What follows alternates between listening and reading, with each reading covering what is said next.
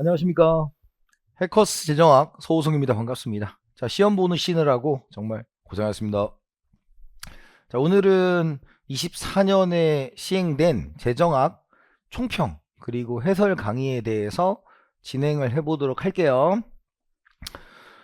먼저 총평입니다. 자, 총평은 100점을 맞기는 어렵다. 그죠? 그런데 뭐 80점, 뭐 70점 우리 합격 점수 있잖아요. 그걸 만드는 데는 전혀 어려움이 없었다 라는 게 저의 결론이에요. 그래서 다 맞으려고 하면 좀 어려운 시험이고요. 근데 그렇지 않다고 하면 여러분들이 알고 있는 소스 내에서 그냥 답을 고르셨으면, 그러니까 제가 수업 시간에 매번 강조한 거 있어요. 그게 좀 지겹도록 했으면 제 목소리가 들렸을 거고, 그러면 뭐 큰 문제는 없었던 시험이다 이렇게 말씀드리고요.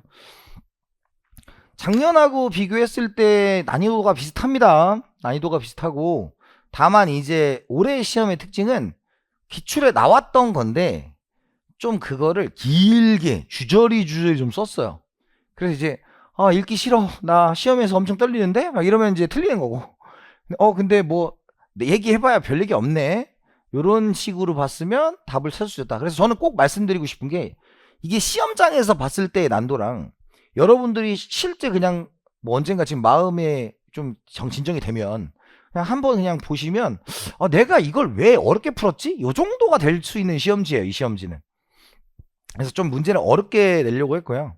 뭐 재정학은 알다시피 나오는 게 나오기 때문에 뭐 크게 뭐 어렵거나, 그게 몇 개 있죠. 몇 개 있는데 그거 빼고는 합격 점수 80, 90점 맞는 데는 뭐 크게 뭐 그렇진 않았어요. 그래서 나온다는 것만 나왔고, 다만 항상 제가 재정학을 강조드리는 게 뭐냐면, 내가 이론을 공부할 거냐, 그냥 지나가는 세무사 1차 시험으로 볼 거냐, 그러면 그닥 우리가 어렵지 않은 시험이에요. 1차 지나가는 시험인데, 근데 자기가 막 엄청 깊은 이론을 파고 이론을 접근해서 이론을 분석하고 이러면 그런 사람들한테는 답이 타닥 안 떠오르기 때문에 어려운 시험이고요.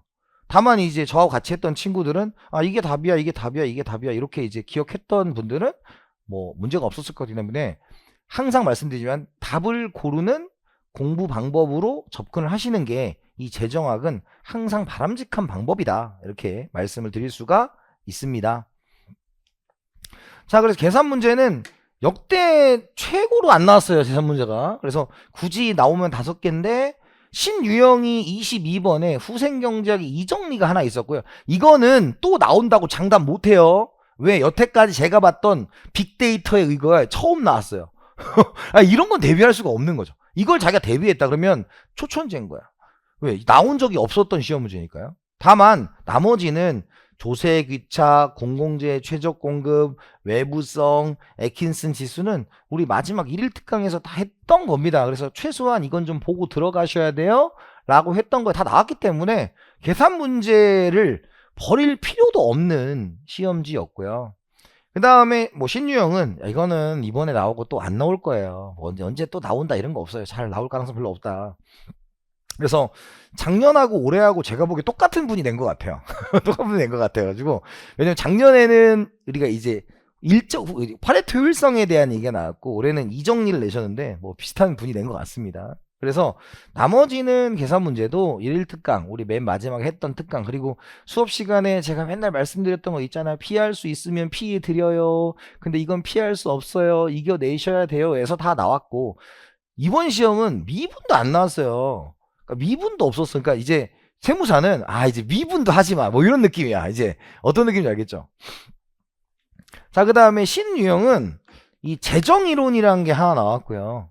재정이론은 어떤 거냐면 뭐 로직 막 이런 거 물어봤어요. 잘 안 물어보거든요. 롤스도 이거 무슨 고등학교 윤리 시간 같이 물어봤어요. 우리 1원칙, 우리 이런 평등한 자유 원칙, 2원칙 기회균등의 원칙, 3원칙 세소수혜자 최대 원칙 뭐 이런 건데 그걸 물어봤어. 근데 노직이라는 것은 우리 책에도 있기 때문에 근데 눈에 잘 안 들어왔을 수 있다. 왜? 그렇게 윤리적으로 물어보지 않았거든요, 여태까지. 자, 그 다음에 현금 보조와 현물 보조도 어려워 보이나 답은 보이는 거예요. 근데 이제 그래프를 좀 그려서 좀 표현법을 좀 어렵게 나왔기 때문에, 그래서 이것도 틀려도 된다고 쳐요. 어차피 하나에 뭐 그렇다고 합격이 당락을 내는 건 아니기 때문에. 그래서 여러분들이 너무 막 이런 거에 매진해 가지고 하나하나 하지 않았으면 뭐 크게 문제는 없었을 거예요. 그래서 저는 항상 말씀드려요. 재정학 가르칠 때 저도 제 마음은 다 가르치고 싶다. 근데 거기까지 필요하냐? 우리는 답만 찾으면 된다. 그러니까 답만 찾으면 되니까 답 찾는 연습을 열심히 하시면 된다라는 말씀을 드리고요.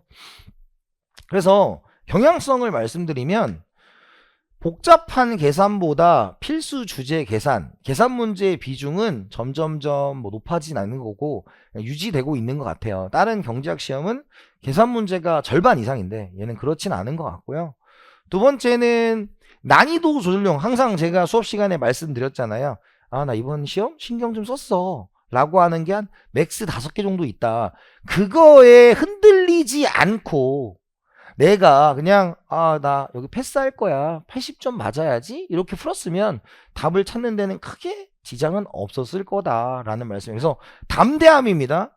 시험장 가서 특히 초시생 같은 경우는 좀 당황스럽기도 하고 떨리기도 하고 그렇잖아요. 그렇기 때문에 시험지를 보고 처음에 당황하지 않으시면 된다. 그래서 우리가 지나가는 과목, 우리 재정학에 대해서 따다다닥 답만 고르면 돼. 이런 식으로 접근했으면 아름답지 않았을까? 이런 생각이 듭니다. 그래서 항상 깊은 공부하면 좋죠. 근데 시간 낭비다. 그 시간에 세법 제무해라. 제무해라. 저는 기출 중심. 그랬더니 또 재정학 하지 말라고 알아들으면 안 돼요. 재정학은 여러분들이 이 문제, 이 답을 찾을 때까지 우리가 하셔야 됩니다. 답을 찾는 연습이고요.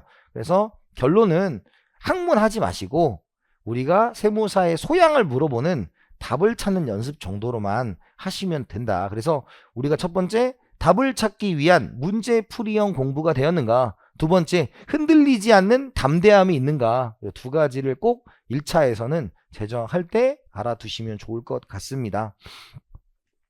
그래서 제가 이제 그런 식으로 강의를 하니까 이거 따라오시면 되고요. 그래서 보신 분들 중에서 여러 이제 총평들이 막 후기들이 막 올라오더라고요. 그래서 기억나는 게 어차피 저 합격하려고 했으니까 어려운 거 다 버리고 맞는 것만 찍었더니 한 70점 중반 나왔어요. 이런 친구 있고요.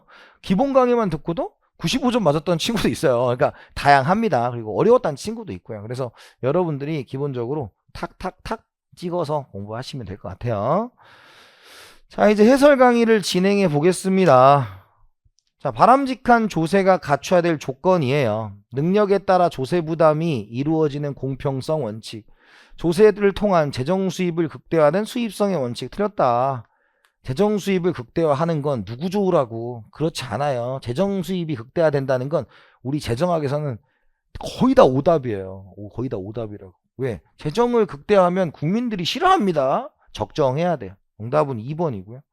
조세의 납부 방법, 시기, 금액 등이 국민들이 이해할 수 있는 방식으로 제시되는 확실성의 원칙. 조세의 납부 방법이 납세자에게 가장 편리한 방법으로 이루어지는 편의성의 원칙. 조세 징수와 관련된 비용과 납세자의 경제활동에 주는 부담이 적은 경제성의 원칙. 그래서 1번, 2번 좋습니다. 크게 어려운 문제 아니고요. 그러니까 이번 시험의 특징은 본래는 좀 앞에 좀 어려운 걸 좀 넣고요. 뒤에 좀 쉬운 걸 줬는데 이번에는 앞에 쉬운 걸로 주고 기본 점수 맞게 해주고 그 다음에 뒤에 좀 넣었던 것 같은데 선지가 조금 애매모호한 것들이 있어요. 그런 걸 좀 넣었더라고요.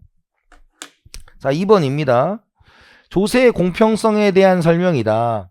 누진세의 도입은 2개의 과세기간 이상의 평균 소득이 동일한 개인사업자와 근로소득자 간의 수평적 공평성을 저해할 수 있다. 정답은 1번이죠. 자, 뭐냐면 우리가 T기가 있고 T 플러스 1기가 있어요.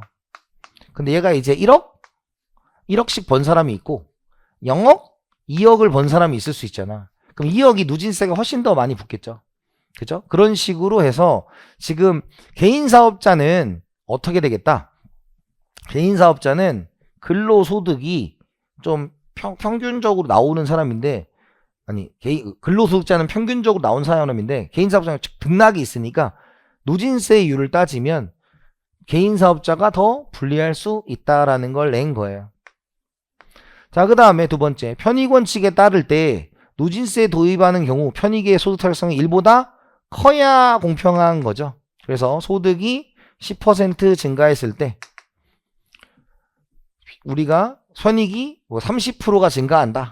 이렇게 해야 세금을 거둘 수 있다라는 거죠. 납세 전후로 개인 간 효용의 순위가 변하는 것이 바람직하다. 자, 이 3번은 뭐냐면요. 빈자와 부자가 있다. 근데 세금을 부과한 다음에 이제 세금 내기 전에 부자가 좋겠죠. 그런데 세금 낸 후 빈자가 좋으면 이민 가야 돼요. 그렇진 않다. 순서가 바뀌진 않아요. 이거 틀렸고. 네 번째, 수평적 공평성의 개선을 위한 정책 수단으로 포괄적 소득세는 바람직하지 않다. 포괄적 소득세는 기본적으로 모든 소득을 다 잡는 거기 때문에 공평성에 좋다. 이렇게 얘기할 수 있고요. 5번, 소득세율의 누진성 강화는 납세자들의 수식적 공평성을 저해하게 된다. 저해하지 않겠죠. 그래서 정답은 1번 처리가 되었습니다.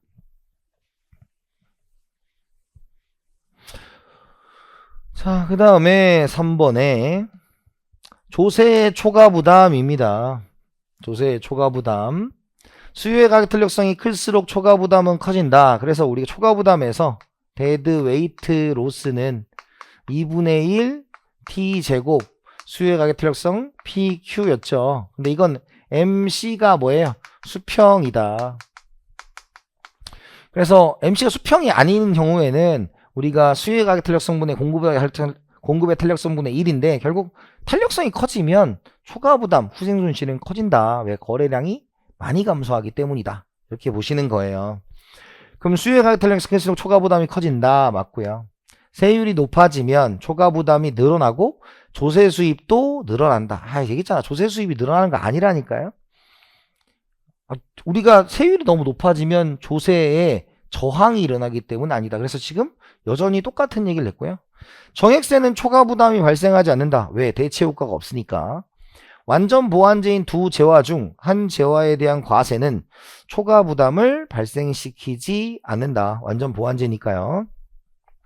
초과 부담을 정확히 측정하려면 보상수요곡선을 사용한다. 그래서 정답은 2번이다. 그래서 조세 수입 2번 언급했습니다. 4번, 단위당 일정에게 물품세를 부과할 때 조세의 전가와 귀착에 대한 설명으로 옳은 것은 이에요. 수요가 탄력적일수록 정부의 조세 수입은 증가한다. 수요가 탄력적이다라는 것은 조세를 부과하면 뭐예요? 가격이 상승하겠죠. 그러면 판매 수입이 뭐예요? 감소하는 게 탄력적이다. 그래 틀렸어요. 근데 또 답을 찾긴 좋습니다. 공급이 탄력적일수록 조세 부과에 따른 후생 손실은 커진다. 수요든 공급이든 탄력적이면 후생 손실은 커진다. 정답은 2번이 되겠죠. 이거 답 줬어요. 3번, 단위당 세액이 커지면 정부의 조세 수입은 증가한다. 알 수 없다니까요. 4번, 상대적으로 탄력성이 높은 쪽에 조세 부담이 상대적으로 커진다. 탄력성이 높으면 뭐 한다고? 안 부담한다 그랬죠. 반대쪽이 부담한다 그랬으니까 틀렸고. 수요가 완전 비탄력적이면 생산자가 조세 전부를 부담한다. 완전 비탄력적이면 소비자가 모두 부담한다. 그래서 정답을 찾을 수 있게 2번을 주었습니다.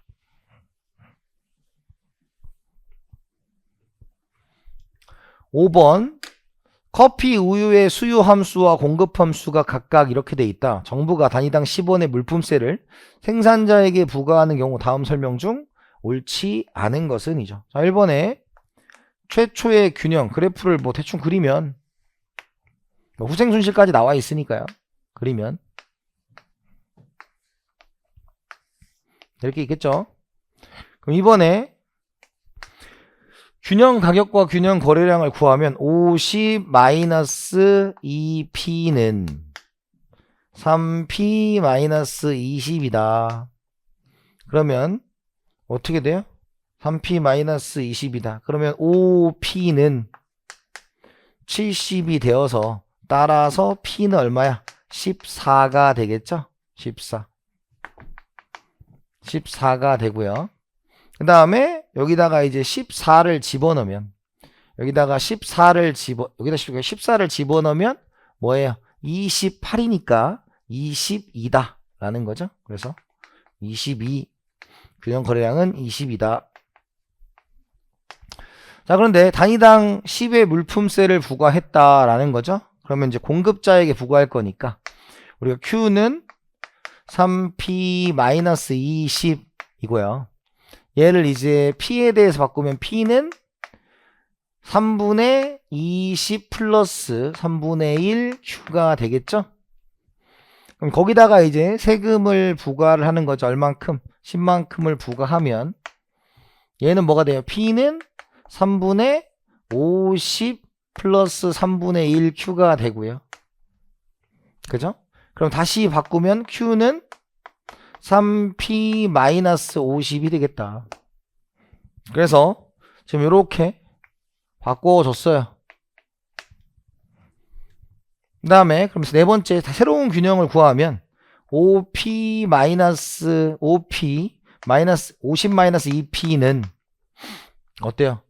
3P 마이너스 50이 되니까 OP는 100이 되고요. 따라서 P는 얼마? 20이 됩니다. 그래서 얘가 이제 20이 되니까 20을 최초의 수요곡선에 집어넣으면 여기가 얼마가 돼요? 10이 되겠죠. 그죠? 그러면 지금 2번하고 3번은 맞게 됐고요. 그럼 물품세 부담은 얼마입니까? 여기가 이제 10이니까 이렇게 계산해서 10이니까 100. 이어서 정답은 1번이에요. 자, 그 다음에 소비자 부담이 얼마? 6원 올라갔고 얘가 어때요? 이제 10이 돼야 되니까 4원이다. 맞고요. 사회적 후생손실은 어디가 됩니까? 여기가 된 거죠. 후생손실. 그러면 이제 뭐야? 10 곱하기 12 곱하기 2분의 1이니까 60이 나온다. 입니다. 그래서 수두룩 빽빽하게 풀었던 문제예요. 뭐 이걸 틀리시면 전혀 안 되는 거다. 라는 것이었습니다.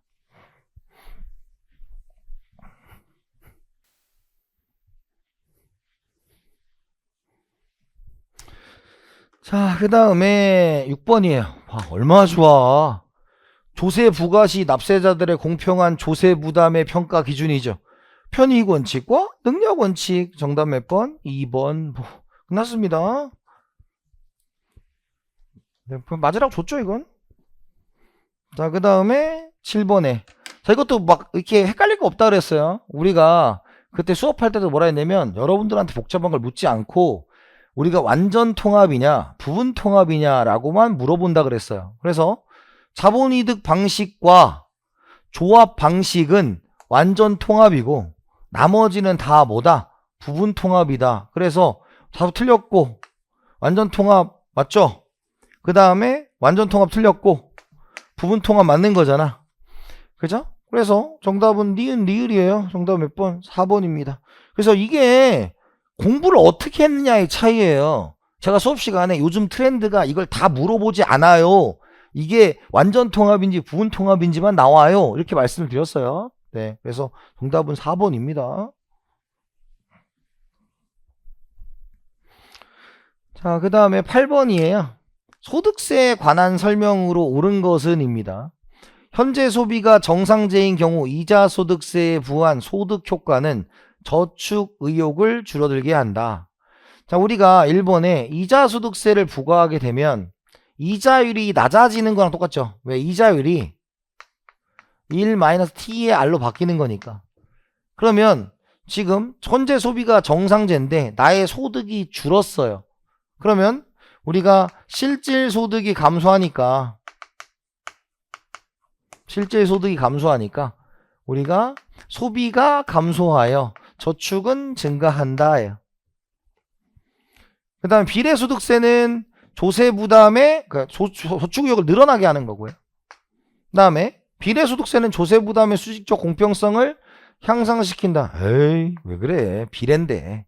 세 번째, 선형누진세는 소득에 따라 평균세율은 올라가지만 한계세율은 변화하지 않는다. 뭐 수도 빽빽하게 한 거죠. 누진세다. 평균세율이 올라간다. 선형이다. 한계세율은 변화하지 않는다. 정답은 3번. 그냥 뭐 무난하게 나왔고요. 소득공제는 조세 부담에 있어서 저소득층이 고소득층에게 비례하다. 소득공제는 한계세율을 바꾸니까 고소득층이 유리하다 그랬고요. 그 다음에 네 번째, 세액공제의 도입은 한계세율의 증가를 초래하겠는데 세액공제는 세금이 나온 다음에 하기 때문에 한계세율과 관련이 없다. 정답은 3번입니다. 선형누진세를 이렇게 출제하였다. 무난했고요. 자, 그 다음에 9번 우리나라의 법인세와 부가가치세에 관한 설명입니다 라는 거죠. 자, 1번 부가세의 조세 부담이 누진적이다. 당연히 아니고요. 수출품의 부가가치의 부담은 국내 판매용 제품과 동일할 리가 없죠. 왜냐면 수출품은 뭐야? 영세율이니까요. 세 번째, 기업의 부채 비중을 높이는 것이 법인세 절감. 여기 있죠. 법인세를 할 때는 뭐라 그랬어? 이윤을 줄여야 된다. 이윤을 줄이려면 경비를 늘려야 된다. 항상 말했죠. 그래서 부채 비용이 높이는 것이 법인세 절감에 유리하다. 계속 얘기했던 거고요. 그래서 기업의 존립 여부는 우리 재정과 관련이 없다. 이렇게 말씀드렸어요. 4번 기업의 자본재 구입 시기에 투자세액 공제를 적용하면 법인세 부담이 증가한다. 아니 세액을 공제해 주는데 무슨 법인세 부담이 증가해요. 법인세는 기업의 자산을 대상으로 하는 게 아니라 단기 순이익 갖고 하겠지. 그죠? 정답은 3번이다. 그래서 아까 말씀드렸잖아요. 앞에가 좀 쉽게 냈다고. 자, 10번 알링햄 샌드모도 맨날 얘기했어요. 이것도. 자, 1번 불확실성의 기대 효용 극대화 관점의 탈생을 분석하고 있다. 기대 효용이 뭐냐면 확률. 그러니까 불확실성 확률 쓴 거다. 납세자가 절대의 위험 기피도 체감의 특성을 가진다. 세율 상승이 소득 효과와 대체 효과를 발생시켜 탄루 소득을 크게 만든다. 알 수 없다 그랬죠. 대체 효과는 탄루 소득을 늘리고 소득 효과는 줄이니까 어느 게 큰지를 따져보는 건데 우리가 그걸 따지는 것까지는 시험 문제 없고 항상 시험 문제는 얘 둘의 방향이 뭐하다? 반대였다라는 걸 외우라고 말씀드렸던 거 기억나실 거예요. 그래서 정답은 3번이 되겠고요.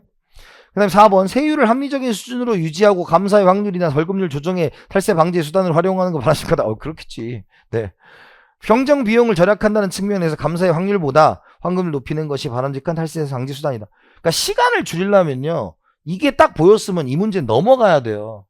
근데 여러분들의 공부 상태가 자신을 못 믿으면 안 된다고. 빨리빨리 넘어가야 된다고. 그래서 빨리 푸신 분은 15분에도 풀어요, 이거. 제정. 왜냐면 굳이 다 안 읽어도 되거든. 이게 뻔히 답이니까요. 뻔히 답이니까.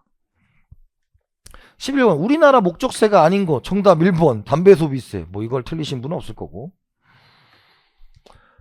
자, 요런 문제인데 잘 봐요. 시점 간 소비 선택 모형을 이용하여 이자 소득세 부과가 개별 소비자에게 미치는 영향으로 옳은 것을 고르면 단 무차별 곡선은 원점에 대해 강볼록하며, 자, 강볼록하다라는 말은 골고루 소비한다는 뜻이에요. 골고루. 극단적 소비를 하지 않는다라는 거고요. 미래 소득이 없으니까 현재 소비가 중요하다라는 거예요. 자, 그런데 요거 가지고 한 거죠. 이렇게. 이번에 특이하게요. 이기가 뭐 이런 게 엄청 많이 나왔어요. 그래서 조세와 투자, 조세와 노동, 조세와 저축 뭐 이런 게 엄청 나왔습니다. 자, 그래서 이렇게 있었다. 얘가 뭐였어요? 우리가 1 플러스 R이었어요. 마이너스. 근데 이기간 모형에는 뭐가 있다? 부존점이란 게 있다라는 거죠. 그래서 여기가 Y1, C1인 사람은 어때요? 이자율이 바뀌나 마나 나는 상관이 없어요. 이런 뜻이죠. 그래서 이자 소득세를 부과하면 이렇게 바뀌게 되고, 이렇게 바뀌게 되고, 얘는 뭐가 됩니까? 마이너스 1 플러스 1 마이너스 t의 r이 된다. 이렇게 얘기한 거죠. 그럼 미래 소비로 표시한 현재 소비 상대 가격이다. 현재 소비의 상대 가격이에요. 그러면 얘가 이제 어떻게 돼? 이렇게 완만해지니까 하락한다 라는 거죠. 정말 나쁜 사람들입니다. 왜? 이제 요 니은은 이제 빠져야 되겠지. 대체 효과의 현재 소비가 증가함으로 저축을 감소한다. 그러니까 이게 표현법이 좀 특이해요. 그러니까 일반적으로 대체 효과는 이렇게 줘야 되는데, 뭐 대체 효과 있죠? 대체 효과는 뭐예요? 현재 소비가 증가한다. 왜? 현재 소비 상대 가격이 하락하니까 현재 소비가 증가함으로 저축은 감소하는 거고요. 이 문제의 출제의 의도는 대체 효과만 따지는 거예요. 소득 효과에 의해 소득이 뭐하니까? 감소하니까 현재 소비가 감소하고 미래 소비도 감소한다. 우리가 미래 소비도 뭐라 그랬어? 소득 효과 정상되니까요. 실질 소득이 감소함으로 효용 수준은 감소한다. 자, 요게 이제 여러분들한테 얘기를 안 한 거예요. 근데 요거는 어떤 거냐면 이게 미래소득이 없기 때문에 그래요. 미래소득이 없기 때문에. 그래서 미래소득이 없으니까 결국 이자소득세는 현재의 소득을 뭐예요? 갉아먹는 거죠. 갉아먹는 거. 따라서 예산선을 안쪽으로 들어가게 만들기 때문에 현재 효용수준을 감소한다도 맞는 걸로 처리를 한 겁니다. 이해됐어요? 그래서 요 문제는 니을이 잘 보이진 않을 건데 생각보다 뭐 여러분들이 잘 찾았을 수도 있다. 근데 요런 거는 한번 틀긴 한 거죠. 그래서 항상 얘기죠. 특이점이 있는 문제 중에 하나다. 이렇게 보시면 돼요. 그래서 정답은 5번입니다. 이렇게 극단적으로 이렇게 막 쓰진 않아요. 자, 그 다음에 13번입니다. 하루 뭐 표현법을 이렇게 쓴 거죠. 근로자의 소득은 M, 시간당 임금률은 W다. 세율 T에 근로소득세가 부과될 경우 다음의 설명으로 옳지 않은 것은 단 근로소득 이외에 여타 소득은 없다고 가정한다. 그래프의 가로축은 여가고 세로축은 근로소득이다. 아까 되게 친절하신 분이에요. 본래 우리 재정하기 이렇지 않았어. 이렇게 다 안 써주거든요. 근데 친절해. 그럼 우리 이거 할 때 뭐라 그랬어? 4번 봐. 맨날 했던 거잖아. 여가가 정상제이면서 소득 효과가 대체 효과보다 크면 후반굴절한다. 자, 그래서 우리가 후반굴절한다는 게 뭐였어요? 여기 노동이고 임금이었죠? 그럼 이제 요렇게 한다는 게 노동 공급이라는 거죠. 그럼 근로소득세가 부과되면 어떻게 돼요? 임금이 떨어지면 노동 공급이 뭐예요? 증가하는 게 후반굴절이잖아. 그런데 대체 효과가 소득 효과보다 크면 어디예요? 이 대체 효과니까 여기죠? 그럼 어떻게 돼요? 여기는 임금이 떨어지면 어때요? 노동 공급이 감소해야 돼요. 그래서 틀렸다. 4번. 이거는 그냥 우리가 여가가 정상제이면서 소득 효과가 대체 효과보다 클 때 후반굴절한다를 그냥 외우고 있으면 푸는 거예요. 정답은 4번이고요. 자, 근데 나머지 보자고요. 자, 우리 할 때 뭐 했냐면 이거였죠? 1번이 이렇게 있으면 여가 소득 모형인데 이제 우리가 뭘로 했어요? 얘는 근로소득 M으로 놓고 얘를 이제 뭘로 놨다? L로 놨죠, L. 그리고 여기를 이제 24로 놨는데 얘를 이제 T 바로 놓은 거야, 이 문제는. 그러니까 우리가 뭐 했어요? 우리가 소득은 M은 24 마이너스 L W였는데 24 대신에 뭐야? T바 쓴 거야. 그러니까 뭐해? 맞죠? 그 다음에 세금을 부과하면 어떻게 된다? 세금을 부과하면 이렇게 되니까 얘가 뭐예요? 1-t의 w가 된다 라는 거였죠. 그래서 절표는 세금에서 세금을 뺀 거 나머지를 하면 된다 라는 거고요. 세 번째, 여가가 정상제라면 노동공급 증가 감소 또는 불변일 수 있다. 그렇죠? 후반굴절 아니냐? 열등제면 소득효과, 대체효과 모두. 그래, 노동공급의 예외가 될 수 없다 그랬어요. 그래서 이걸 다 하는 것보다 우리가 배운 거 요거 갖고 그냥 풀었으면 뭐 크게 문제는 없는 문제였어요. 그러니까 이런 게 어렵게 느껴졌으면 여러분들이 당황한 거예요. 우리가 한 거라고요, 이거 다. 근데 여러분들이 시험장에서 뭐 우리 같이 본 과목들도 있고 하니까 그런 내가 했던 거를 다 있는 거죠. 우리가 연습을 하는 이유가 뭡니까? 체득하는 거, 체득. 그런 것들이 수도 없이 제 목소리가 들렸어야 되는 선지였어요, 이건. 14번이에요.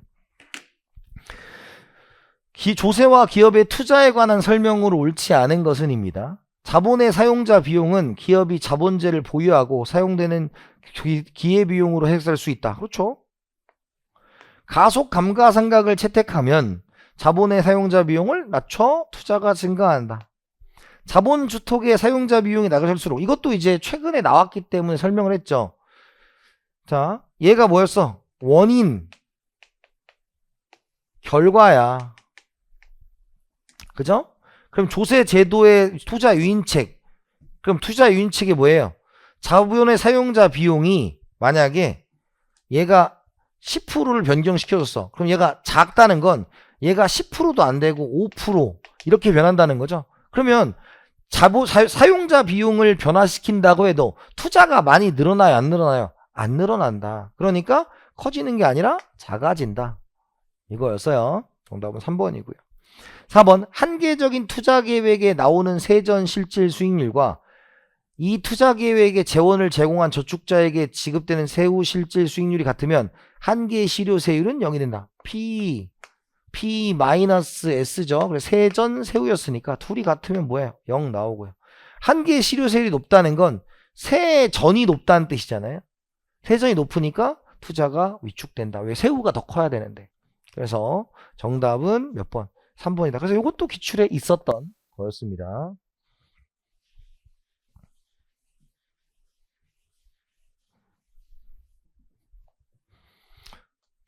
자, 15번이에요.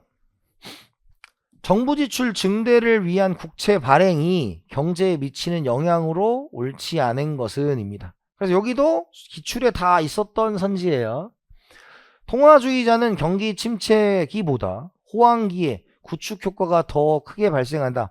왜? 호황기에는 투자하겠다는 사람이 많기 때문에 이자율이 파바박 올라갈 수 있어요. 그래서 구축 효과는 정부 지출의 증가가 자본, 우리가 뭐 ISLM 모형으로 설명할 수도 있지만 굳이 우리 재정에 그럴 필요 없다 그랬어. 그래서 정부가 돈을 갖다 썼기 때문에 이자율이 상승해서 투자가 감소할 수 있다.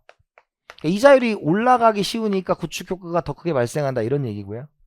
두 번째, 국채 발행으로 이자율이 상승하는데 이로 인해 자본 유입이 발생하면 환율이 평가절하돼요. 환율이 하락해서 라는 거야. 우리 이거는 이제 뉴스 좀 보면 되잖아. 우리 수업 시간에 했지만 기본적으로 일본이 왜 화폐 가치를 낮게 놓느냐, 수출 잘 되려고. 환율이 하락한다. 환율이 1달러에 1000원에서 1달러에 500원이 되면 화폐 가치, 원화 가치가 뭐예요? 올라가는 거죠. 그럼 나는 10,000원 벌라고 했을 때 요때 뭐예요? 10달러 받으면 됐어. 10달러. 근데 여기 얼마 받아야 돼? 20달러 받아야 돼. 미국에 살고 있는 마크 찰스 제임스가 안 살 거라고요.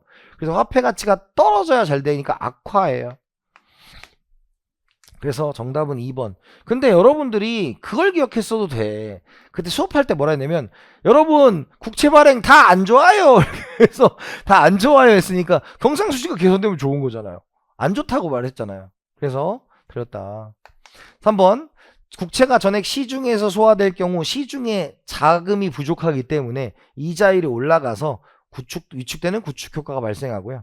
중앙은행이 국채를 인수하면, 이것도 한번 나왔던 거예요. 그래서 기본 강의 때 설명을 다시 한번 해드렸고, 중앙은행이 인수하면 본원 통화가 늘어나기 때문에 통화량이 증가합니다. 통화량이 증가해. 그러면 인플레이션이 유발되고요. 중앙은행이 국채를 인수하면 시중에 소화되는 경우 총수요 증가 효과가 더 크다. 왜? 시중에서 소화되는 경우는 이자율이 올라가고 중앙은행이 국채를 인수하면 이자율이 떨어지기 때문이다 라는 거예요. 근데 뭐 4번 5번을 내가 기억이 안 나더라도 2번 가장 기본적으로 국공채를 발행하면 다 안 좋은 게 일반적이다 라는 걸 기억했으면 되고, 특히 환율에 대한 기본적인, 환율은 딱 요거 한 번 나오거든요. 요거 한 번 정도만 봤으면 된다 라는 겁니다.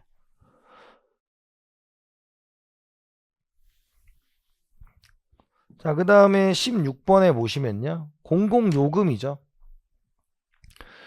수요가 가격에 대해 비탄력적인 필수품의 램지 가격 설정은 분배 측면에서 문제를 일으킬 수 있다. 왜? 비탄력적이면 램지 가격 설정 가격을 뭐 해야 돼? 올려야 되죠. 램지 가격 설정 탄력적이면 가격을 낮게, 비탄력적이면 올리게, 이런 거죠. 그 분배 일으킬 수 있다. 끝. 예요. 1번이고요.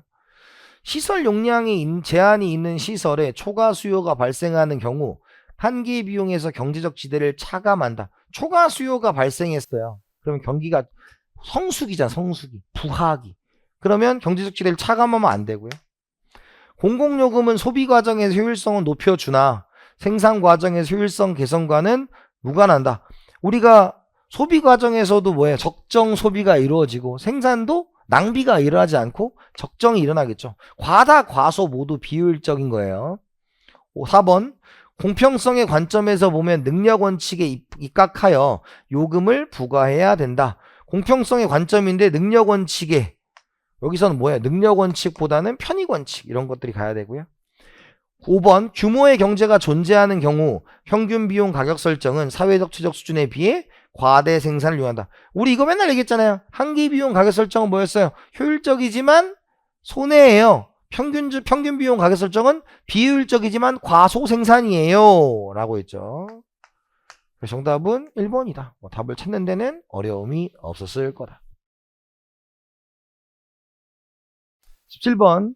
중앙정부가 지방조정제도를 통하여 지방정부에 재원을 이전하는 교부금의 유형별 경제적 효과에 관한 설명으로 옳은 것은 입니다. 단 공공재와 사용재는 정상재이며 지역 주민들의 무차별 곡선은 원점에 대해 강볼록함을 가정한다. 이렇게 돼 있어요. 그러니까 동그라미가 정상재는 소득이 증가하면 무조건 늘어나야 된다는 뜻이고요. 그 다음에 강볼록하다는 건 극단적 소비를 하지 않는다. 이런 뜻이에요. 1번. 조건부 비대응 교부금의 경우에는 지역 주민들의 공공재 소비와 후생 수준이 증가하게 된다. 자, 조건부 비대응 교부금은 뭐에 가까운 거야? 현물 보조도 되고, 왜냐면 현금 보조 영역도 되는 거예요. 왜냐면 이렇게 있다고 치면 얘가 이렇게 I가 있잖아요. 강볼록하다는 건 골고루 소비한다는 건데, 우리가 현금 보조 하면 이렇게 되는 거죠. 현물 보조하면 이렇게 되는 거고, 가격 보조도 어떻게 돼? 가격 보조는 이렇게 되는 거죠. 그래서 근데 강볼록하니까 일반적으로 여기보다는 다 같이 늘어나는 걸로 갈 가능성이 높다. 이렇게 I, 1, 2 이렇게 하는 거죠. 그래서 조건부 비대응 교부금의 경우에는 지역 주민들의 공공재 소비와 후생 수준이 증가하게 된다. 그래요. 정답 1번이에요. 끝. 끝이 끝. 자, 2번. 무조건부 교부금의 경우에는 주민들의 소득 감소와 조세 부담의 증가다. 소득이 뭐 감소하고 말고는 없어요. 받는 거니까 무조건적으로 소득을 주는 거니까요. 세 번째, 지역 주민들의 공공재 소비 규모와 후생수 등 교부금의 유형과 관련이 없다. 예산선이랑 관련이 있으니까 당연히 관련이 없을 리가 없고요. 그래서 맨날 했던 거 있잖아.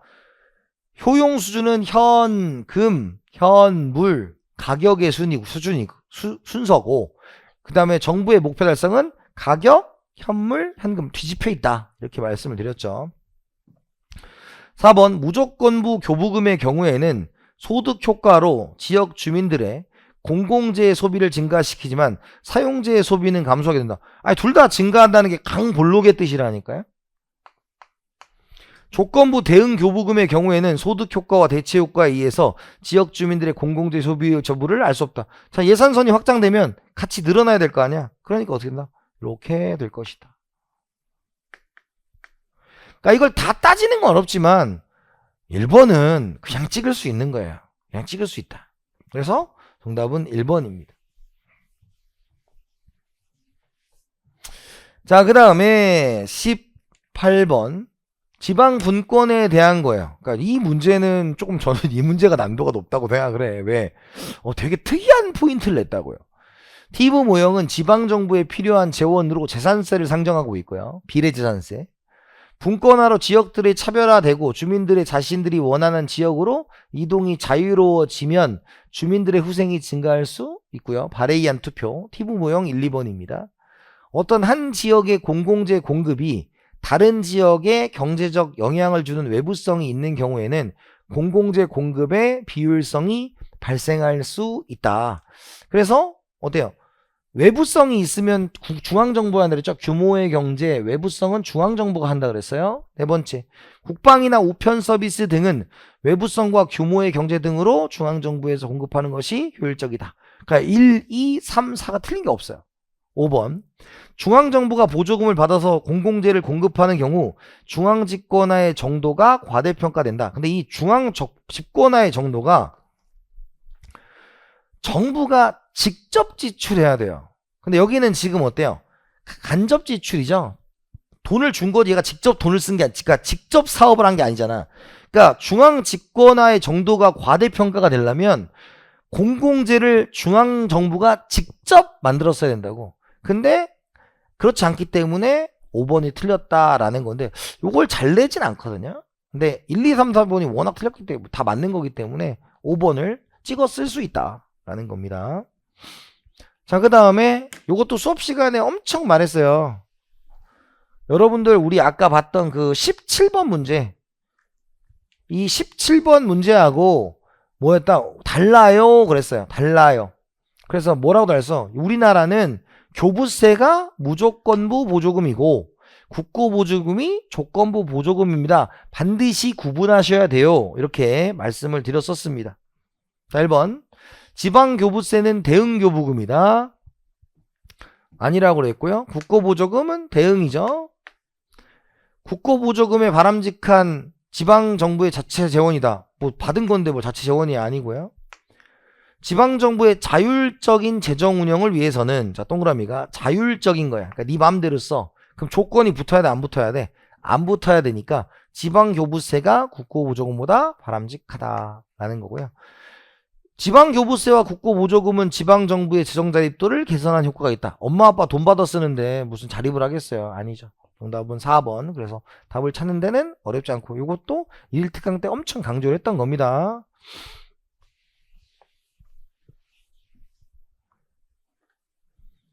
자, 20번. 20번이에요.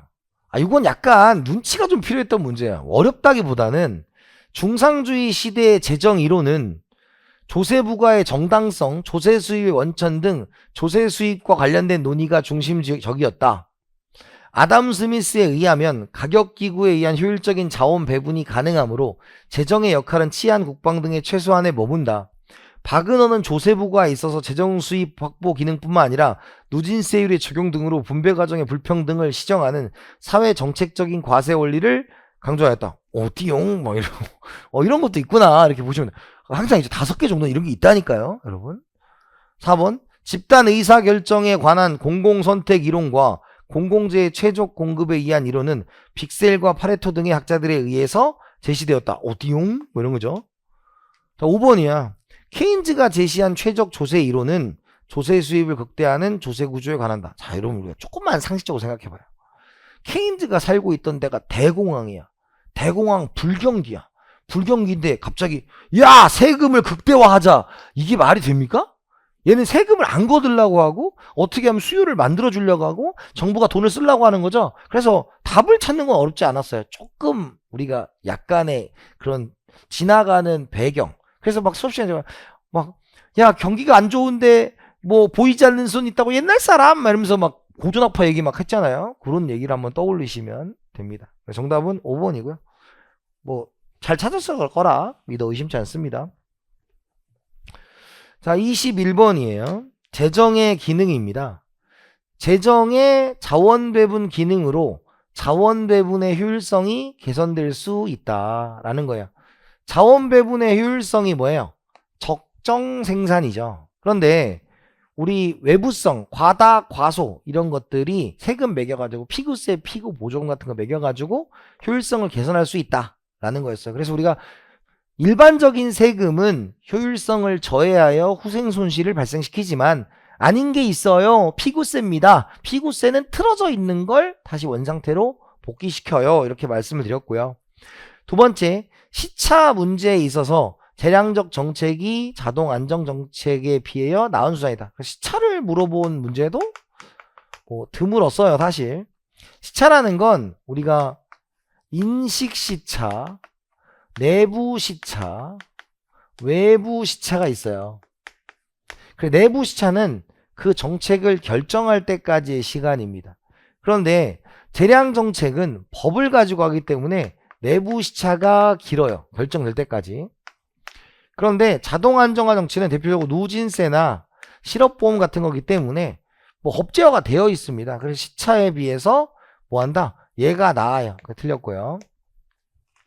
자, 그 다음에 자동 안정 장치의 정책 수단으로는 실업보험제도와 소득세, 누진세 제도가 있고, 정부의 지정으로 개입할 수 있는 시장 실패 유형으로 공공재 외부성 등이 있고, 소득 분배를 위한 재정 투입으로 소득 계층 간 수평적 공평성과 수익성 공평성을 개선할 수 있다. 정답은 2번 차례에 있다. 그래서 시차에 대한 문제를 냈습니다.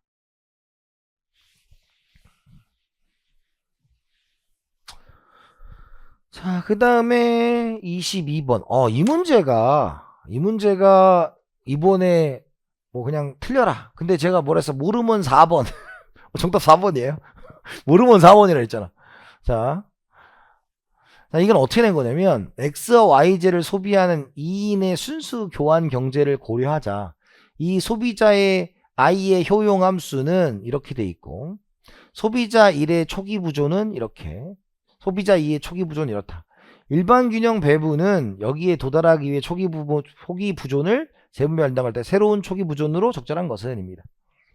그래서 이 문제는 어떤 거냐면 이런 의도로 낸 거예요. 이 문제가 저는 또 나온다고 장담하지 않아요. 첫 번째가 x를 합하면 x가 총 40개고 얘는 총 뭐예요? 30개입니다. 그러면 지금 뭐 이렇게 x 여기가 뭐야? 51, 52, x 40개가 있고 y 뭐예요? 30개가 있는 상황이에요. 자, 그런데 초기 부존을 바꾼다라는 건데 얘가 이제 형태가 컵 더글라스 형태예요. 그래서 일일 특강 할 때 혹시 몰라서 여러분들한테 요거를 미분을 해서 좀 해봐라 라고 했었어요. 그런데 얘가 지금 미분을 하면 둘이 맞나? 근데 이제 미분까지는 안 해도 돼요. 왜냐면 이게 결국 골고루 소비한다는 뜻이니까 얘가 이렇게 대각선에서 어디서 만나고 싶어요? 20, 15예요. 그럼 20, 15니까 딱 중점이야.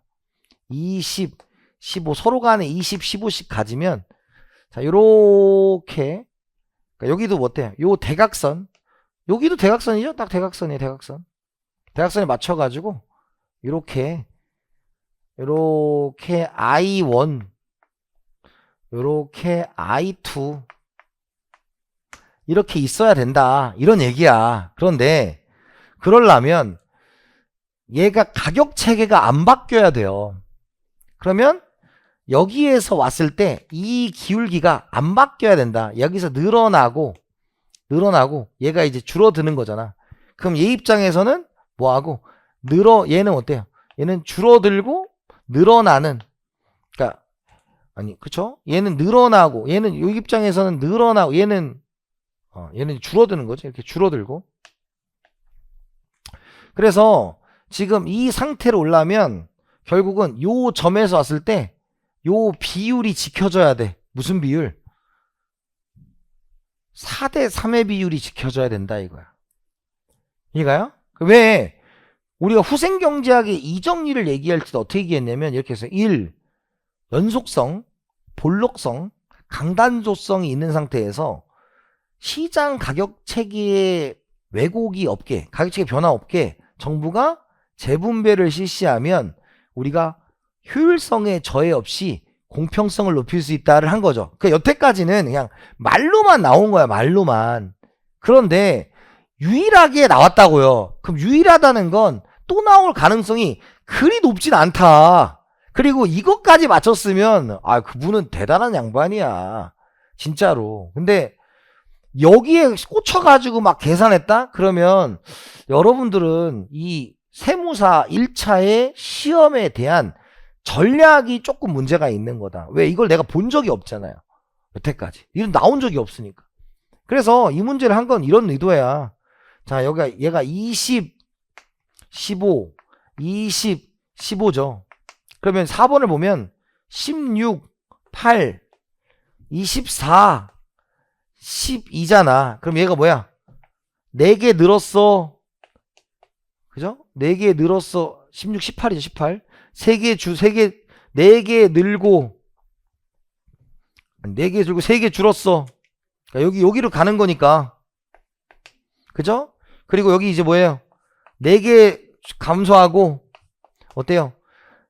이렇게 가는 거지. 3개 늘었어 이거죠. 그럼 기울기가 4분의 3, 4분의 3이 지켜졌어. 그래서 여기에서 이렇게 간다 이거예요. 정답은 4번입니다.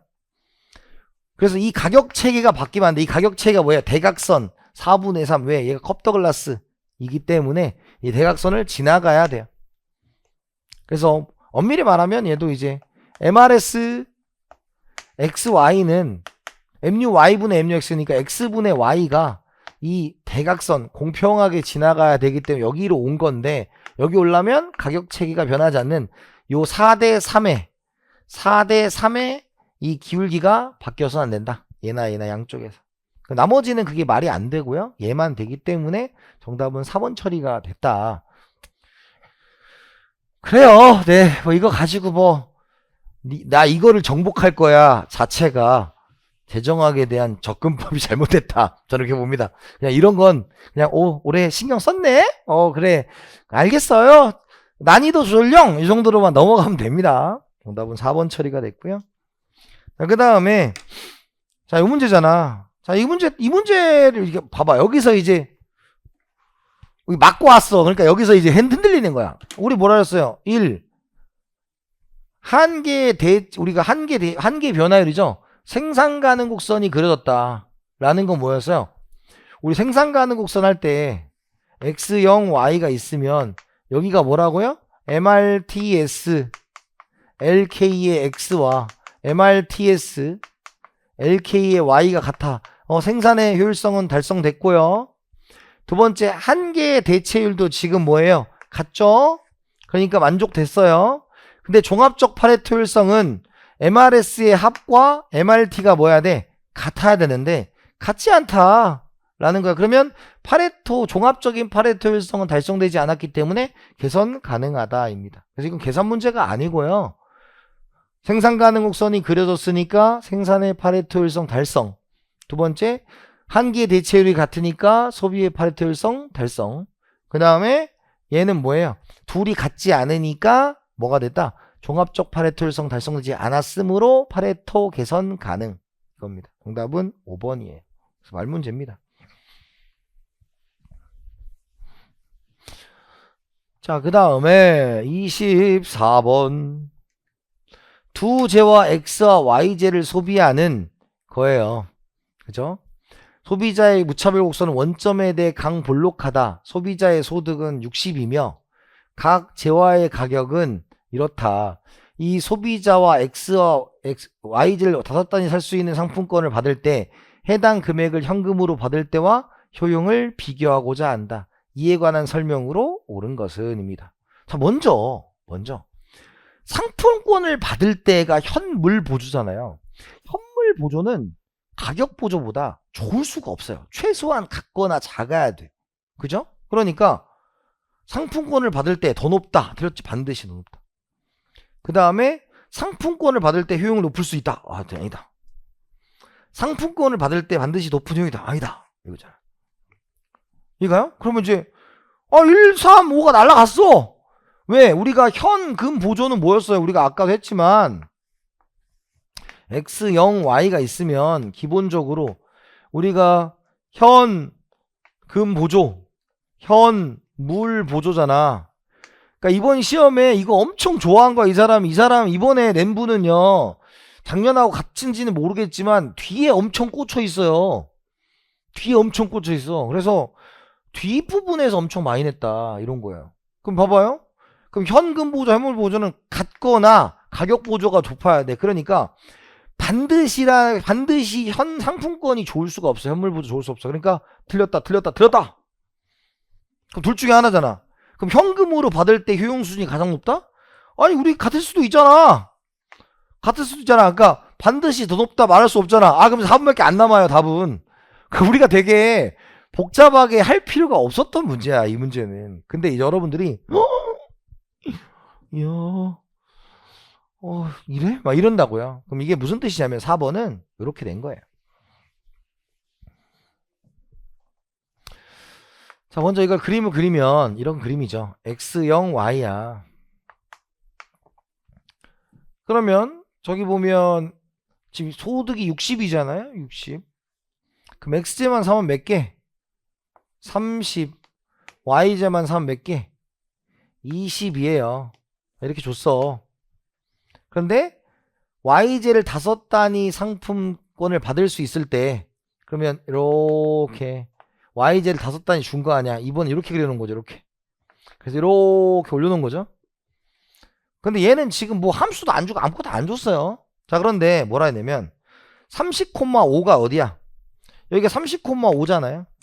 그럼 현금 보조라면 요렇게 그려지는 게 현금 보조일 거고 지금 노란색으로 그려진 게 뭐가 돼요? 이게 현물 보조가 되는 거죠.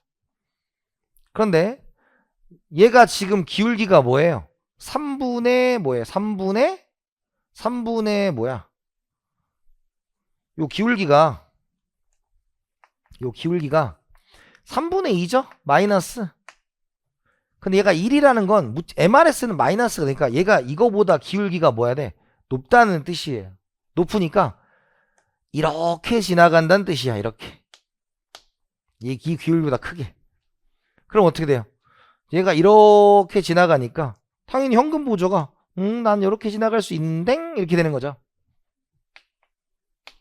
그래서 현금으로 받을 때 반드시 더 높은 효용을 얻는다가 정답은 4번이 되는 건데, 이렇게 굳이 안 해도 1. 현물이 최소한 그러니까 현금이 현물보다 최소한 각과 높으니까 현물이 클 수는 없다. 다다닥 지우고. 그 다음에 뭐 아무것도 안 주고 그냥 현금으로 받을 때 효용 수준이 반드시 높다. 그런데 같은 데도 있지 않냐? 그런 답은 금방 찾을 수 있었어요. 그래서 이 문제는 아주 저는 잘 낸 문제라고 보는데, 이거 너무 과도합니다. 이것도 너무 과도해요. 답을 찾는 데는 어려움이 없었다.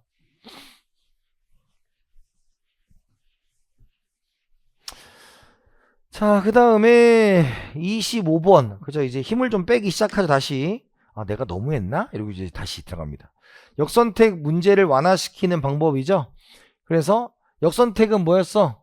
처음부터 잘못된 것이었고, 도덕적 해이는 나중에 변한 것이죠.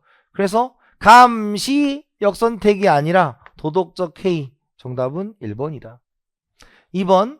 회사가 신규 채용자에게 대학 졸업장 제출을 요구한다. 모든 차량에 대하여 자동차 책임보험에 가입을 강제한다. 강제가입, 의무가입. 신규 채용 지원자가 해당 업무의 자격증을 획득하여 해당 회사에 제출한다. 중고차 거래 시 판매자가 구매자에게 중고차에 대한 품질 보증을 제공한다. 신호발송, 선별 이런 것들 하는 거죠. 정답은 1번. 간단한 문제였다. 자, 이것도 맨날 나오는 거죠. 자, 우리 공공재 문제. MB A 더하기 MB B는 MC다. 그러면 P1은 50-Q, P2는 40-3분의 2Q다. 그럼 PC장은 90-3분의 5Q다. MC가 지금 얼마예요? 60이죠. 60. 그러면 3분의 5Q는 얼마다? 30이다. 그럼 여기다가 이제 뭐예요? 5분의 3을 하면 5, 6이니까 따라서 Q는 얼마야? 18이다. 그죠? 그럼 여기다 18 집어넣으면 32. 18 집어넣으면 여기 6이죠? 그럼 6이 10이니까 28? 이렇게 나오죠? 32, 28. 정답은 2번이다. 간단한 문제. 매번 나온다고 한 문제였죠. 자, 그 다음에 27번. 자, 여러분, 이거 있잖아요. 우리 시험에 나온 거야. 이게 기니까, 막 싫어요. 이런 거예요. 시험에 나온 적이 있어요. 우리 객관식에서도 풀었고요. 자, 이거야. 그냥 어렵지 않고요. 자, 이렇게 표 하나 그리는 거, 표 하나. 자, 그래서 이제 뭐예요? A가 있고 B가 있다. 그죠? 그런데 지금 가로등이 설치되면 두 사람이 얻는 편익은 30이다. 그리고 가로등 설치 비용은 50인데 각 사람은 가로등의 설치에 대해 찬성 또는 반대를 선택할 수 있다. 두 사람 모두 찬성하면 설치 비용을 반반씩 부담하고, 한 사람만 찬성하면 찬성한 사람만 설치 비용을 부담한다. 둘 다 반대하면 가로등 설치되지 않으며 편익은 0이다. 그러니까 설치가 되면 무조건 한 명이라도 찬성하면 설치가 되는 거죠. 그럼 찬, 반, 찬, 반입니다. 자, 그러면 먼저 편익이 30, 30, 30,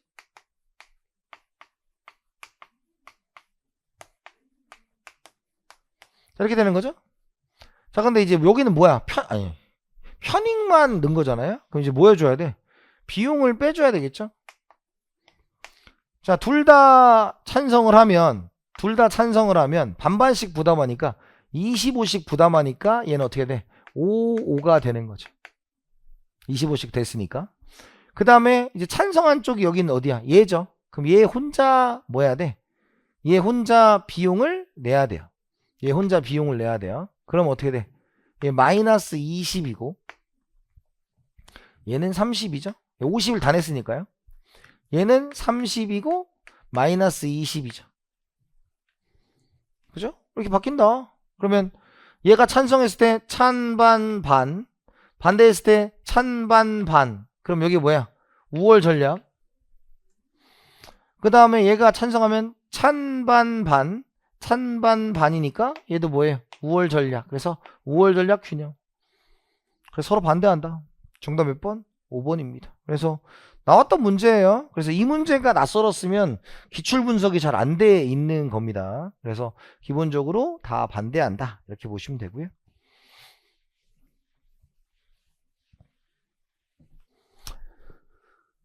자, 그 다음에 요거 있잖아. 요것도 여러분들이 복잡할 거 없어요. 자, 우리가 먼저 투표용 썰이 되려면 꼬리물기를 해야 돼요. 꼬리물기. 그러면 뭐 안 됐잖아. 얘도 안 됐잖아요. 그러니까 끝났어. 투표 역설 아니에요. 그러니까 투표 역설 아니고, 그래서 우리 1일특강 마지막에 뭐라고 했냐면 1순위와 2순위에 많은 게 그냥 이긴다. 여기서는 그렇게 말씀을 드렸어요. 굳이 이걸 다 그릴 필요도 없고. 그러니까 얘는 1순위가 많은 게 뭐야. B가 많으니까 얘는 승리자는 무조건 B예요. 너 어떻게 붙나. 여기는 여기서 등락이 안 갈리니까 여기서 붙겠죠. 그럼 이제 C가 이겨요. 끝이에요. 뭐 끝난 문제예요, 이 문제. 그러니까 투표 역선 다 안 나타나.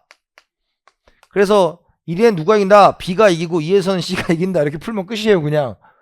예. 그래서 이걸 어렵게 풀었다. 이걸 다 그려서 푼다? 1일특강 마지막에 얘기했어. 이거 혹시 나오면 그냥 많이 언급된 거 그냥 찍으시면 된다고. 그래서 정답 5번입니다. 그래서 뭐 이것도 뭐 크게 어려운 문제는 아니고요. 자, 그 다음에 29번에 보시면 똑같죠? 우리가 이제 얘가 뭐였어요? 얘가 피구세 문제죠. 그래서 1. 사회적 최정량을 구하세요. 2. 그때 나오는 수량만큼 EMC나 EMB에 대입하세요. 이게 끝이었어요. 다 똑같은 문제였죠. 근데 문제를 보니까 우리가 사적 한계 편익, 외부 한계 편익, 편익은 2번 언급했고 비용은 1번이니까 얘를 다시 쓰면 SMC는 PMB와 EMB니까 150-Q 더하기 30-4분의 1Q. 얘는 Q다. 그죠? 그럼 얘는 180이고 얘는 뭐예요? 4분의 5 Q 아니야. 그러면 넘어가면 뭐예요? 4분의 9Q인가? 헷갈린다. 180 마이너스 Q 더하기 2Q 맞네. 4분의 9Q. 이런 게 더 어려워 진짜. 산수가. 자, 그러면 이제 이렇게 되는 거죠. 4분의 9Q니까요. 그죠? 그러면 Q는 180 마이너스 9분의 4니까 얼마예요? 80? 그럼 얘가 이제 80이잖아. 80. 그죠? 80. 그러면 우리가 EMB가 지금 뭐예요? 30 마이너스 4분의 1 Q니까 여기다 80 집어넣으면 얼마야? 20이죠? 그럼 여기 10이네. 정답은 3번입니다. 그죠? 그래서 29번에 3번이 나왔다. 라는 것이고요.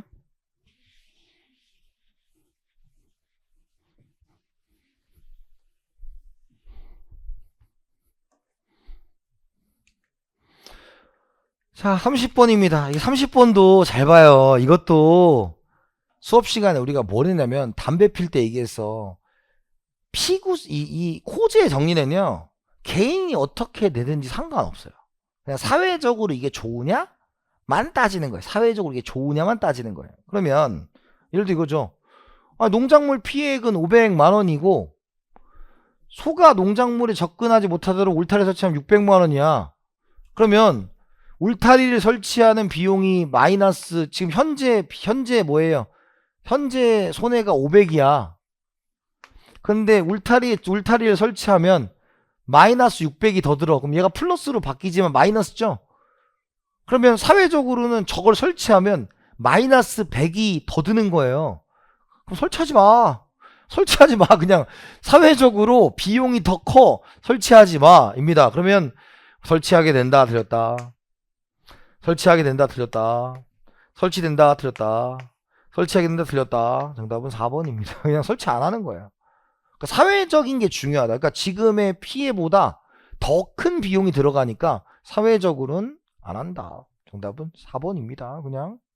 그래서 우리가 이거 할 때 A라는 사람이 B라는 사람이 있고, 얘가 만약에 담배 펴서 200이 좋고 얘가 담배 펴서 마이너스 100이다. 그럼 사회적으로는 뭐예요? 담배 핀다. 왜? 둘 더했을 때 플러스 100이기 때문에 담배 핀다. 얘는 뭡니까? 피해자 아닙니까? 이런 거 아니라 그랬어요. 그냥 사회적으로 그냥 좋은 게 좋은 거예요. 그렇게 푸는 거다. 정답은 4번입니다. 되게 어이없죠? 그러니까 뒤에 어이없는 문제에 현혹됐을 거라고, 여러분들이 문제를 푸는 사람들이. 그럼 오히려 시간을 세이브, 개념을 알고 있으면 세이브 할 수 있게 해줬어요. 이것도 나온 적이 있는 거니까. 자, 이것도 봐봐. 이렇게 나오니까 더럽게 어려워 보여요. 근데 제가 맨날 뭐라 했습니까? 공리주의의 애킨슨 지수는 빵이야. 그러면 애킨슨 지수는 1-y의 a의 y2라 그랬죠? 그럼 빵이 되려면 얘가 뭐야? 1이에요, 1. 그죠? 그러면 둘이 같아야 하잖아. 균등분배 대등소득은 사회 C가 가장 크다 라고 했어요. 옳지 않은 거. 균등분배 대등소득이 가장 큰 건 누구야? 공리주의니까 A여야 돼. 1번이어야 돼. 그러니까 틀렸어. 이해됐어요? 그냥 4번 그냥 탁 찾을 수 있는 문제야, 이것도. 근데 선생님 이거 벌써 토할 것 같아요. 이렇게 쓸 수 있잖아. 근데 이게 얼마나 참 야한 거냐면, 우리가 기출문제 풀 때도 뭐 했어요? 제가 GS를 낼 때도 기출을 많이 하잖아. 이 사람도 한 거야. 자, 1이 2의 4배지? 근데 우리 기출에 뭐가 있었냐면 이게 있었어. Y1 16, Y2 4 있었잖아. 아, 이거 똑같은 거 아니야? 그죠? 똑같은 거죠? 4배. 4배. 그러면 이제 우리 공리주의를 했을 때, 굳이 구하면 평균 소득은 얼마예요? YA는 10이고, 균등분배 대등소득은 뭐였다? 우리가 SW가 Y1 더하기 Y2니까 얘는 뭐예요? 16, 4, 그럼 20이지? 그죠? 20을 달성하는 동일한 소득이 뭐였어? 10, 10이니까 공리주의는 이 애킨슨 지수는 1-10분의 10이 돼서 빵이다 라고 한 거고요. 그래서 A가 가장 뭐야 돼? 작아야 돼요. 자, 그 다음에 네 번째. 그 다음에 여기 SW는 미니멈 Y1, Y2잖아요. 그럼 여기 16, 4. 그럼 여기 뭐야? 4. 4를 만족시켜주는 건 뭐였어? 4, 4. 이렇게 되는 거죠? 그럼 A는 10, 1 빼기 10분의 4 해서 0.6. 그 다음에 5번에 제가 루트잖아요. 그래서 SW는 루트 Y1, Y2. 그럼 16, 4니까 뭐예요? 64니까 8 아니야, 8. 그럼 8을 발성시켜주는 88이겠지, 뭘. 그죠? 88. 그래서 균등분배 대등소득 이렇게 나오는 거고요. 그럼 얘는 애킨슨 지수가 1-10분의 8 해서 0.2 이렇게 나온다. 그래서 이게 뭐 구해 본 건데 여기서 이걸 다 할 이유도 없고, 균등분배 대등소득이 가장 큰 거는 평균소득과 같은 누구일 수밖에 없다. 공리주의일 수밖에 없다라는 걸 알면 그냥 푸는 문제였다고. 또 있어. 그래서 애킨슨 이번에 시험 문제가 애킨슨 지수 엄청 사랑해. 이것도 마찬가지. 얘도 좀 특이하긴 하요. 근데 이거 아예 안 한 적은 없고요. 이게 또 했었어요. 평등주의적 견해에 따르면 정당한 권리가 침해될 가능성이 있다. 정당한 권리가 재산권이에요. 그러니까 돈 많이 벌면 세금 많이 내 이렇게 가는 거고요. 공리주의적 견해에 따른 불균등한 분배 상태를 정당시켜줄 수도 있다. 이거는 정말 뭐냐면 고등학교 윤리야, 윤리. 평등한 자유의 원칙이 먼저다. 평등한 자유의 원칙, 기회균등의 원칙, 차등의 원칙이 1, 2, 3 원칙이거든요. 됐고. 러너의 동률 확률 가정. 그래서 같지 않아도 같을 확률이 높다면이고요. 노직은요. 노직 이제 고등학교 졸업한 지 얼마 안 된 생활과 윤리 이거 나와요. 그 양도, 이전, 교정, 절차적 정당성에 대해서 얘기하는데 얘는 자유주의자입니다. 그래서 균등한 분배를 추구하지 않아요. 정부가 소득 재분배에 개입하는 걸 좋아하지 않습니다. 그래서 노직인데 정답은 5번 처리가 됐고요. 그러니까 이런 것들은 뭐 어쩔 수 없이 틀릴 수도 있다고 봐요. 왜냐면 자주 나오지 않는 거였기 때문에. 근데 자주 나왔던 거 틀리면 안 됩니다. 자, 이거죠? 애킨슨 지수 1에 가까울수록 분배 상태가 불균등하다. 0과 1의 값을 가지며 1에 가까워야 된다. 그죠? 그러니까 불균등은 맞고요. 그 다음에 분배의 불평등성에 대한 명백한 가치 판단을 전제로 하고요. 그래서 우리가 사회 구성원들의 가치관이 공리주의냐, 롤스냐, 평등주의냐 비교해야 된다. 공리주의 사회우생함수의 경우 균등분배 대등소득이 같다니까요. 또 나왔잖아. 애킨슨 마니아. 이 양반은 애킨슨 마니아예요.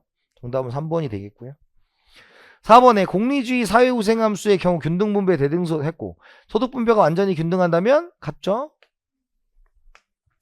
그죠? 그 다음에 동일한 분배 상태라도 사회우생함수에 따라 지수의 크기는 달라질 수 있다. 그걸 바로 몇 번에서 우리가 요 문제에서 했던 거야. 그러니까 애킨슨 지수 굉장히 사랑했다라는 거예요. 자, 그 다음에 이제 뭐 이것도 맨날 했던 거죠. 그러니까 이거 엄청 좋아해. 이번 시험에 현물 보조에 사무친 게 있었나봐. 뭐 이 유형이 벌써 그 지방재정까지 치면요 몇 개가 나오는 거야 지금 이게.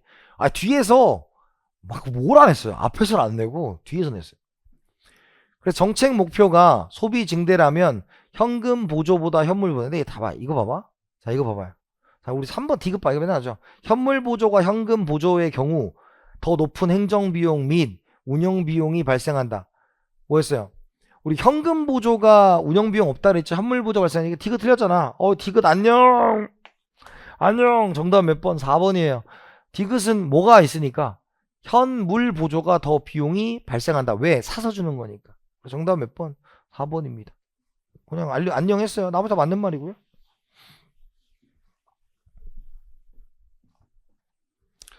자, 그 다음에 35. 우리나라의 기초 근로장려세제다라는 거야.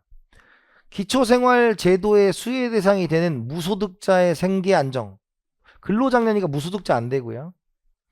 가구의 구성원과 관계없이 동일한 지원 혜택을 운영한다. 관계없이 아니고요. 기초생활보장제도와 같은 공공부조 프로그램보다 근로의욕 촉진 효과가 더 크다라고 했어요. 그런데 여기는 지금 뭐예요? 우리가 근로의욕 촉진 효과, 우리 근로장려 세제에서 맨날 했던 게 뭐였어요? 점증 구간에서는, 그러니까 우리가 서사를 할 때 부의소득세제가 노동공급이 반드시 감소하기 때문에 근로장려 세제는 노동공급이 증가할 수도 있습니다. 이렇게 얘기했었죠. 정답은 3번이고요. 그 다음에 근로소득이 증가함에 따라 근로장려금이 감소하는 점감 구간의 대체 효과는 노동공급을 증가시킨다. 점증 구간만 가능성이 있어요. 틀렸고. 그 다음에 암묵적 한계세율이 0이다라는 건 뭐냐면 평탄 구간을 얘기합니다. 평탄 구간. 평탄 구간에서는 대체 효과는 없고 소득 효과만 있어요. 그래서 정답은 3번이다. 근데 답 찾는 건 불이가 없었을 거예요. 이거 또 나왔네요. 그죠? 자, 36번에 자, 이거 소득 재분배 효과는 한계의 세율이 낮을수록 커진다. 높을수록 커지겠지. 그래서 디귿 지워. 됐죠? 그럼 이제 뭐만 남았어? 이제 리을이나 미음만 맞으면 될 거 아니야. 한계세율이 높을수록 근로의욕은 낮아진다. 아, 그렇죠. 세금 많이 내고 낮아지겠지. 오, 맞다. 정답은 4번. 그래서 이제 슬슬 미안함이 발동되기 시작했어요. 아, 이제 합격시켜줘야 되겠다. 그죠? 그래서 몇 번이다? 4번입니다.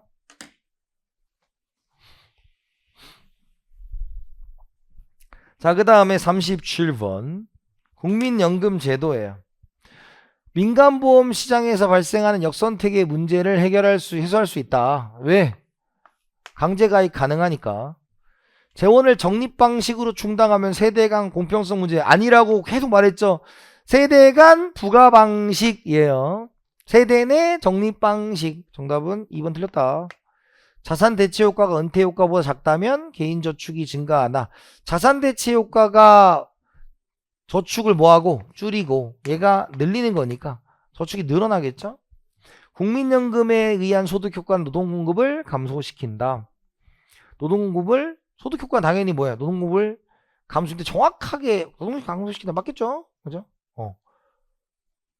그죠? 맞고. 왜냐면 정상제일 거니까. 근데 이것도 표현법이 좀 그렇고요. 세대 내 재분배 문제는 재원 조달 방식과 무관하다. 그렇죠? 세대 내는. 그래서 정답은 2번 처리를 했습니다. 그래서 세대 간은 부가 방식해야 된다. 답을 찾는 데는 어려움이 없었을 거고요. 이것도 나왔죠. 지난번에 정부의 개입 정도가 국민보건 서비스 방식보다 약하죠. 그래서 민간보험 방식, 사회보험 방식, 그 다음에 국민보건 서비스 방식이고 우리는 중간 단계인 사회보험에 있고요. 민간이 어디 영국이나 이런 나라였다 였습니다. 그래서 정답은 1번. 그 다음에 2번 공동보험은 의료서비스 소비에 발생한 도덕적 해이를 부분적으로 해석할 수 있다. 그래서 기초공제 공동보험. 강제보험이므로 민간보험시장에 발생한 역선택 문제를 해결할 수 있고 사회보험 방식이고 조세제도에서 의료부 지출에 세액공제를 적용하는 것은 공평성과 관련이 있다. 뭐 이런 얘기고요.